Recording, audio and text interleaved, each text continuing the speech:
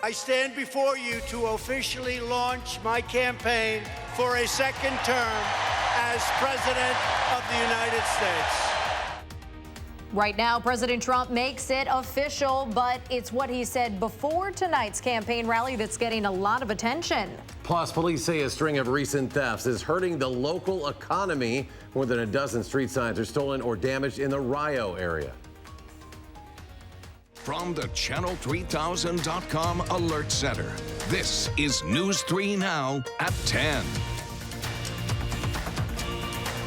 And we will have those stories in just a moment. First, breaking news from our Channel 3000 Alert Center. Crews searching along the Wisconsin River have now postponed efforts tonight after it was reported that a child had gone under the water there and not resurfaced. This is in southern Adams County, 4100 block of River Road near the Wisconsin River State Natural Area.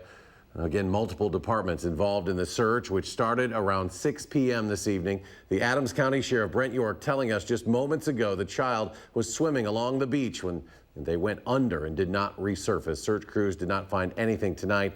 They will continue to search first thing in the morning. Be sure to stay with News 3 Now and Channel3000.com as this story continues to develop. And next at 10, President Trump launching his re-election campaign in Orlando, where supporters started waiting in line on Monday afternoon. The president rallied the crowd, predicting an earthquake at the ballot box in 2020. Our country is now thriving, prospering, and booming. And frankly, it's soaring to incredible new heights. This announcement comes less than a day after the president announced new plans to ramp up deportations in the U.S. He tweeted, quote, "Next week, ICE will begin the process of removing the millions of illegal aliens who have illicitly found their way into the United States. They will be removed as fast as they come in." And they're going to start next week. And when people come into our country and they come in illegally, they have to go out. And everybody's seeing that.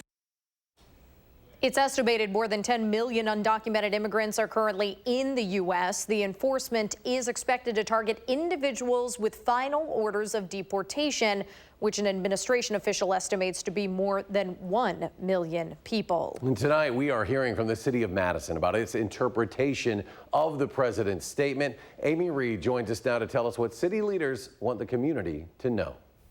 First off, the mayor and common council said they don't have much more information than what the president tweeted, but they are staying on top of the situation. Right now, they said they haven't seen an increase in immigration enforcement in the area. Last fall, when we saw ICE raids in our community, Chief Mike Koval said the police has an agreement with ICE that they will call the assistant chief and let them know before they make arrests, but they did not follow that in September. We reached out to police to see if they've heard anything this time, but they haven't gotten back to us yet. City officials said they remember how traumatizing last fall's raids were, and they want people to know, especially those in the immigrant community, they stand with you. As an immigrant myself, I know that our cities embraces our immigrant communities, and that we as city government also embrace our immigrant communities, and we're here to make sure that we do as much as we can to protect our families.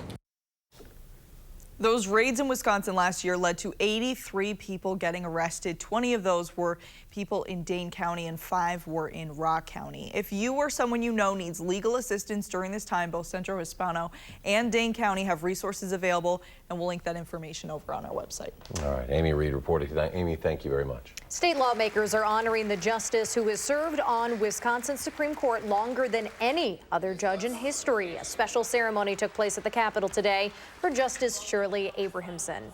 Now, the 85-year-old is retiring, that is, later this summer. Abrahamson was the first woman to ever serve on that bench, and 20 years later, she became the first female Chief Justice on the state Supreme Court. Governor Tony Evers among those in attendance at that ceremony today. He has also declared tomorrow, June 19th, Juneteenth Day here in Wisconsin. Juneteenth commemorates the day back in 1865 when the last slaves were informed of their freedom, effectively ending slavery in the United States. Turning things over to weather now, a chance for some scattered showers tonight. Live look from the Queen Bee radio station in Platteville, and Chief Meteorologist Gary Canalti in the Weather Center now. Our first alert forecast, Gary.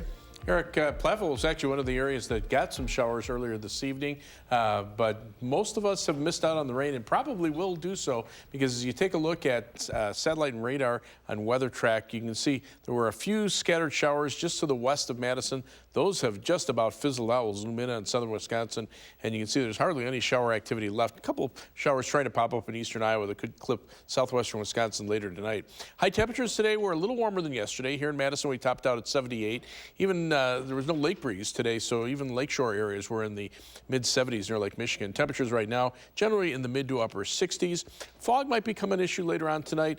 Visibility now 7 miles in Mineral Point. We'll see some patchy fog develop overnight. But tomorrow morning, temperatures will be down to around 60. Tomorrow we'll look for variably cloudy skies, a little cooler, high of 72, an outside chance of a shower or thunderstorm near the Illinois state line. That's your News 3 Now First Alert forecast. Gary, thank you. For the second time in as many days now, a 5-year-old child has died of a gunshot wound in southeastern Wisconsin. Just before 1 this afternoon, police were called to a home on Milwaukee's north side. A family member says the boy found a gun in a couch and accidentally shot himself. Police say it was the mother's boyfriend's gun, and he forgot it was there. The mother was in the other room at the time. And just yesterday, another 5-year-old was shot and killed, that one in Kenosha. The child's grandfather told reporters he believes it was an accident. No charges have been filed in that case. We are waiting to hear about finalized funeral plans tonight after 2 off-duty police officers were killed in Wisconsin just hours apart from one another. In Milwaukee, Officer Koo Her died early this morning when he was hit by a driver who was speeding and ran a red light. Milwaukee Police Chief Alfonso Morales says Her had just finished his shift. A 34-year-old man was taken into custody in connection with this incident. That suspect has 4 prior OWI convictions, and his license had been revoked until 2020. In Racine, investigators are looking for the person who shot and killed veteran officer John Hetland, who you just saw there. Officer Hetland was fatally shot last night when he tried to intervene in an armed robbery at a bar. Witnesses at the scene told officers a man with a mask went into the bar and shot someone. According to the mayor, this is the first police fatality in Racine in 4 decades. Officer Hetland had been with the force for 24 years and was close to retirement. The Columbia County Sheriff's Office is asking for your help in finding who's responsible for several recent thefts in some rural areas just outside Rio. They're at a bit of a dead end here, trying to solve a somewhat unusual crime that's costing taxpayers money that could be spent elsewhere. Madeline O'Neill explains from the town of Lowville. It's sad what somebody's doing. Old or new, signs have meaning. The street signs are here for a reason. To tell you what's safe, what to do, and where you are. And when you're out here in the country, you know, GPS is good, but it doesn't always work. Lisa Hagenow doesn't have many complaints about living in the town of Lowville. It is perfect. Except for what's happening right outside her house. You notice it, and you're kind of like, oh. Signs like these in the area are either getting damaged or stolen. And now officials and neighbors have a message they want to share.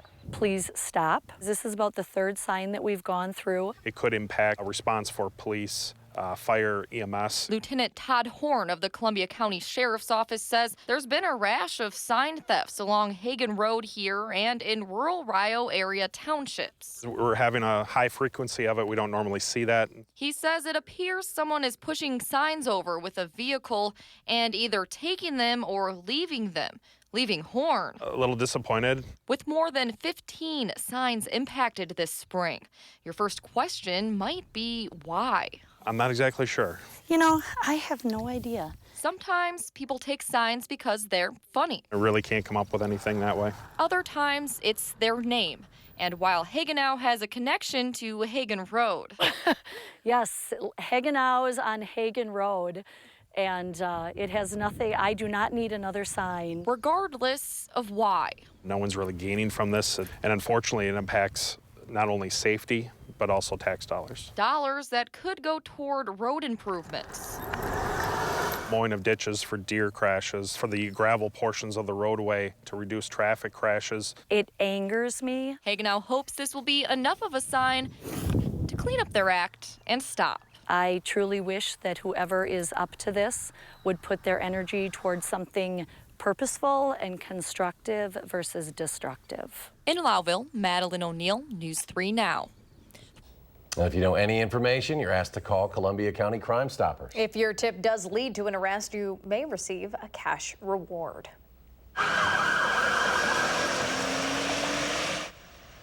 Two people are in custody after a high-speed chase overnight through several Dane County communities started when a Walmart employee on Monona Drive called police about what they believed were two stolen cars at that location. When officers got there, they started following one of them, which then took off. It ended up blowing a tire. From there, the two suspects got into a getaway car. The chase eventually came to an end in Fitchburg when police cornered the vehicle in a cul-de-sac. Police arrested 20-year-old Anna Brindley and 19-year-old Martinique Walker. In another incident overnight, police say may be related. Monona officers were looking for a different stolen car near the Walmart. Police saw a group of 4 suspects and believe one of them fired 2 shots. They were last seen jumping the fence and running toward the Beltline. Police in Rock County say a man will not face criminal charges and he will be able to keep his dog after he was caught on video beating that animal. A warning that the footage you're about to see may be graphic for some viewers. Beloit police say this video from a neighbor's security camera shows Cody Bennington hitting his dog last month. Authorities say if the dog had suffered injuries, they could have made an arrest.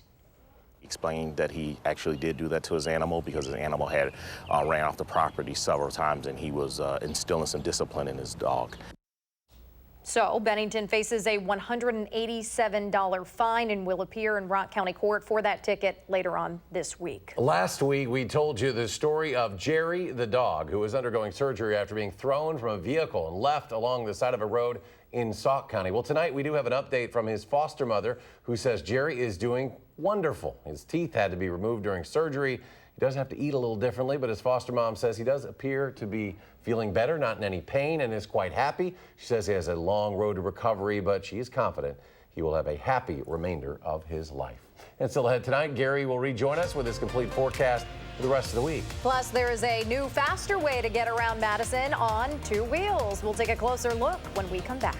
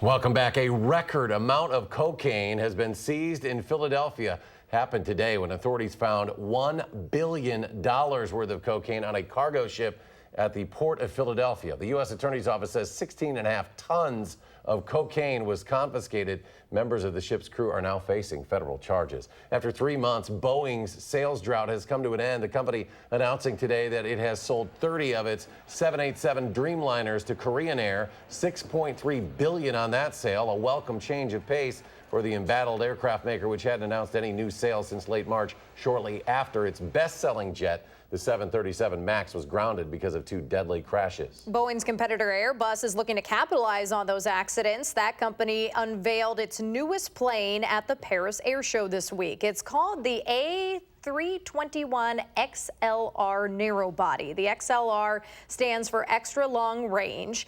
The plane can travel up to 4,700 nautical miles. That's nearly 900 more than Boeing's 737 MAX. It is expected to go into service in 2023. Cost of its annual park passes, the Disney Platinum and Platinum Plus Pass increased by $225. The Premier Passport increased by $150. The price bump comes ahead of the August 29th opening of the new Star Wars land at Disney's Hollywood Studios Park in Orlando, Florida. Platinum, Platinum Plus, and Premier annual pass holders will get early access to the attraction. Madison is now officially the first city in the country to have a full fleet of electric bikes. You can find them at all of the same B-Cycle locations all around the city. The e-bikes will replace ones that are already there. All you have to do is press the power button to turn it on. Simply start pedaling and it'll take you where you need to go. All you have to do is make sure you return it to an e-bike rack so it can charge there. Might be not a bad day to get out on the bike the next couple days. I know we've had some spotty rain out there, Gary. Yeah, a few showers today. Tomorrow, I think, will be mainly dry, except maybe down toward the Illinois state line, and Thursday should be dry as well.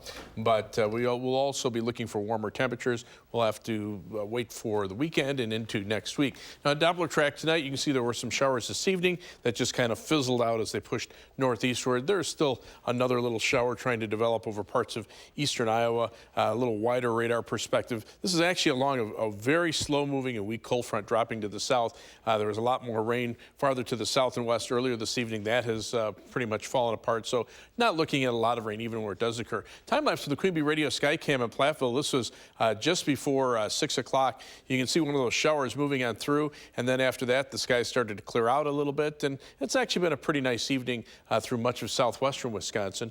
As we take a look at the live view from the WISC Skycam, there's the Capitol in the distance. Not seeing any fog out there yet. As we check out the almanac for today, our high temperature made it up to 78 degrees, just a degree shy of the average high of 79. Low temperature 56, also a degree below normal. And right now we're sitting at 67 degrees with mostly cloudy skies. Winds have shifted to the north at 3 miles per hour, and the air will start drying out. Dew point still at 62, but by this time tomorrow will probably be in the lower to middle 50s. High temperatures today, upper 70s through much of the state. Even near Lake Michigan, temperatures low to mid 70s there. There wasn't much of a lake breeze today. Current temperatures behind the cold front dropping into the 50s over parts of northern Wisconsin. Superior already down to 49 degrees, but southern Wisconsin still seeing temperatures in the middle to upper 60s. Jet stream winds right now from the southwest. The next weather system taking a little more southerly path might affect areas near the Wisconsin-Illinois state line tomorrow. For the most part, though, the rain will stay to our south. We'll still see some clouds from these showers that'll be passing to our south. And again, we can't rule out a little bit of rain near the Wisconsin-Illinois state line. As this front drops southward, it'll kind of merge with a stationary front to the south, and this is where more showers and thunderstorms will develop over the next couple of days. Current temperatures are in the 50s and lower and 60s in the northern part of the Midwest, lower 70s to the south, so not a big temperature difference.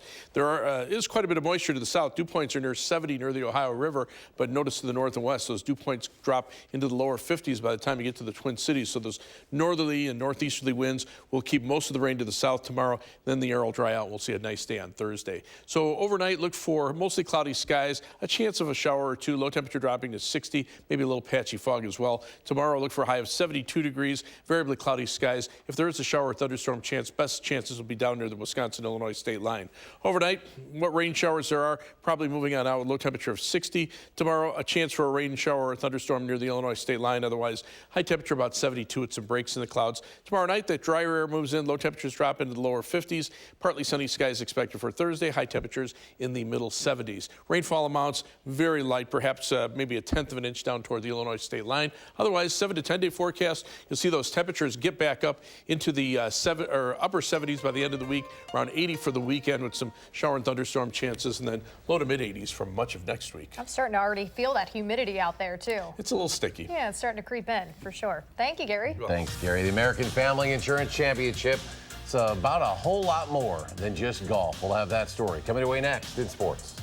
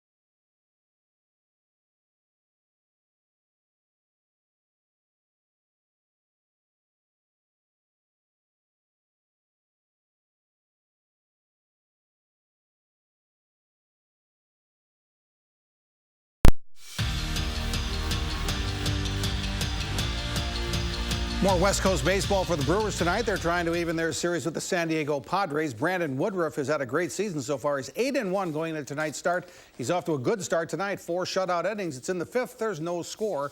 At Wrigley, the White Sox beat the Cubs 3-1. It's tournament week at University Ridge. The American Family Insurance Championship begins Friday, but the events leading up to the start of the competition have begun. Today, it's the first tee of South Central Wisconsin Skills Challenge. About 100 young players get their chance to get tips from the pros and show off their stuff in some events. Tournament host Steve Stricker, Skip Kendall, Sean McKeel, and Michael Bradley are there to help the kids. The Pro-Am starts tomorrow at the American Family Insurance Championship.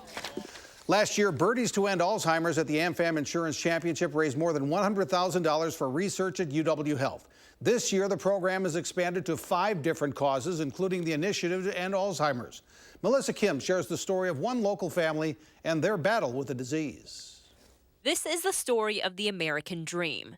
Jess Jaspal immigrated to Madison, Wisconsin from Punjab, India in 1963 with his wife, Renu. My mom would stand at the door every day when he got home with her arms like spread out to hug him. Had 3 kids. She never worked, but she was a domestic engineer is what she called herself. And along the way cheered on a guy named Ron Dane on Saturdays. My dad would always yell, "Run outside," to the running backs and wide receivers. Then in 1983, at the age of 34, Renu was diagnosed with breast cancer. She died 18 years later at 52. One of the things that he said he was sad about is that his credit card bill wasn't like that much. 10 years later, oldest daughter Navina moved home from Denver after she felt something wasn't quite right with Dad. Even driving, I remember he tried to take a left-hand turn from not the left lane. That was in 2011. He was officially diagnosed with Alzheimer's.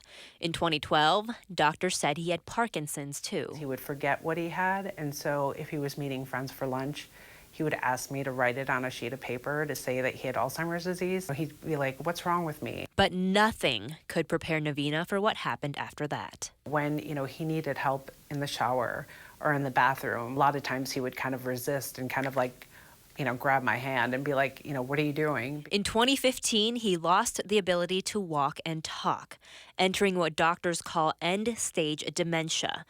But to Navina, he's still Dad. There's times that we have and memories that I will keep for the rest of my life where if I, look at him or say, "Dad, I love you," sometimes he'll struggle to say that he loves me.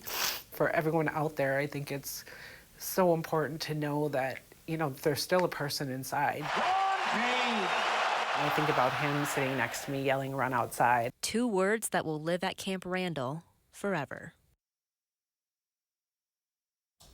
Former Badger hockey coach Mike Eaves is the new head coach of the Cleveland Monsters of the American Hockey League. Eaves was head coach at St. Olaf College in Northfield, Minnesota the last 3 seasons. And Women's World Cup, Brazil's Marta is one of the greatest women's soccer players of all time. She scores her 17th Women's World Cup goal, the most in history. Brazil wins on that PK 1-0 over Italy. The United States' next game is Thursday afternoon at 2 against Sweden. And we'll be right back.